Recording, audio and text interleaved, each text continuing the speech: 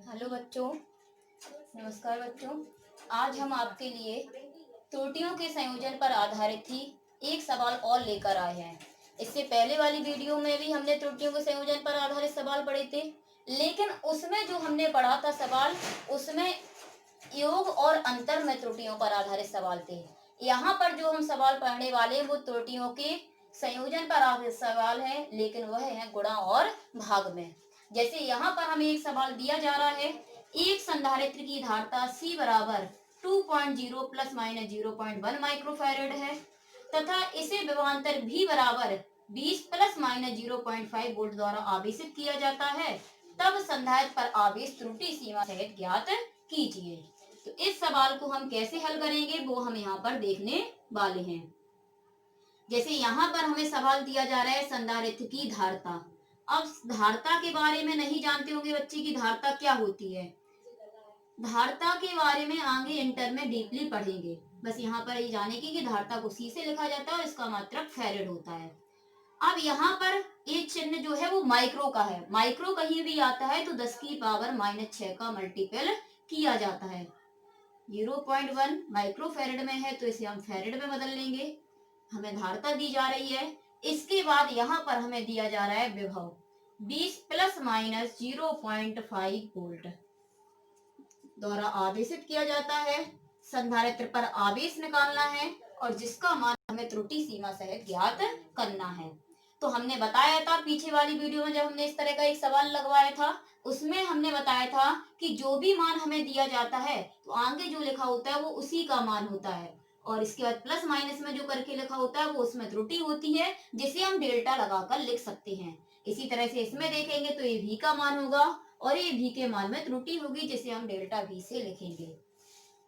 अब यहाँ पर हमें आवेश Q का मान निकालना है। तो अब इस फॉर्मूला किसी को पता ही नहीं होगा कि C दिया जाए यानी धारिता दी जाए और विभवांतर भी दिया जाए तो आवेश Q कैसे निकालते हैं, इसके लिए फॉर्मूला क्या होता है। तो इसे वही संधारित्र को आगे वाली क्लासों में, इंटरवल की क्लासों में आगे अच्छे से समझेंगे। तो यहाँ पर हम फॉर्मूला बता देते हैं कि जब धारिता C और विभवांतर भी दिया जाता है तो Q बराबर फॉर्मूला होता है C इंटू V। तो यहाँ से सबसे पहले हम Q निकालेंगे। तो Q बराबर C का मान, तो C की वैल्यू हम देखेंगे 2.0 है, लेकिन हमने माइक्रोफैरड को फैरड में चेंज किया, 10 की पावर -6 का गुणा किया, तो इसमें भी होगा और इसमें भी होगा। तो C की वैल्यू होगी 2.0 इंटू 10⁻⁶ और V की वैल्यू होगी 20। 20 दूनी 40.0 गुणा 10 की पावर -6। आवेश का मात्रक कूलाम होता है, तो यहाँ से Q का मान निकल आया। अब हमें आवेश का मान त्रुटि सीमा सहित ज्ञात करना है, यानी आवेश के मान में त्रुटि भी निकालना है।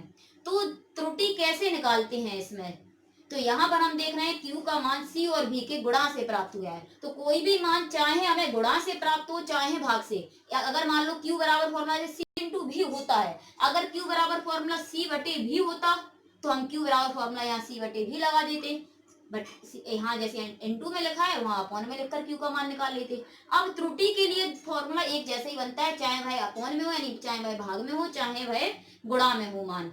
तो Q बराबर फॉर्मूला C इंटू V है। जब त्रुटि का फॉर्मूला बनाते हैं तो Q के लिए लिखेंगे हम delta Q upon Q, C के लिए लिखेंगे डेल्टा C अपॉन C और बीच में प्लस लगता है। त्रुटि का फॉर्मूला जब भी बनता है हमेशा प्लस का ही साइन आता है। V के लिए बनेगा डेल्टा V अपॉन V।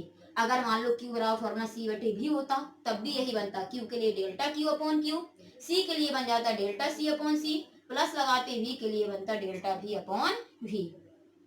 अब यहाँ सबके मान रख देंगे हम, तो डेल्टा Q जिसका मान हमें निकालना है, Q की वैल्यू अभी निकाल चुके हम 40.0 गुणा 10 की पावर -6। डेल्टा C की वैल्यू 0.1 है, लेकिन माइक्रोफैरड को फैरड में बदला था, 10 की पावर -6 का गुणा किया था। इसी तरह से C की वैल्यू 2.0 इंटू 10 की पावर -6 है, प्लस डेल्टा V की वैल्यू 0.5 है और V की वैल्यू 20।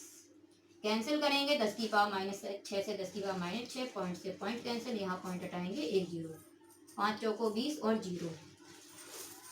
डेल्टा Q 40.0 गुणा 10 की पावर -6 बराबर 1/20 बचेगा, यहाँ 1/40।